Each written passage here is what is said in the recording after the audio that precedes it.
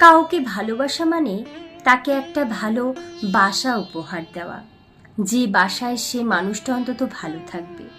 সত্যি কথা বলতে, ভালোবাসতে গিয়ে ভালোবাসার মানুষটাই একটা ঘর হয়ে ওঠে, যেখানে সে থাকতে চায়, একটা আশ্রয় চায়। ভালোবাসার মানুষের হাতটা ছেড়ে দেওয়ার আগে 100 বার ভাববেন। তাকে ছেড়ে দেওয়া মানে আপনি তাকে নিরাশ্রয় করেছেন, তাকে ঘর ছাড়া করেছেন।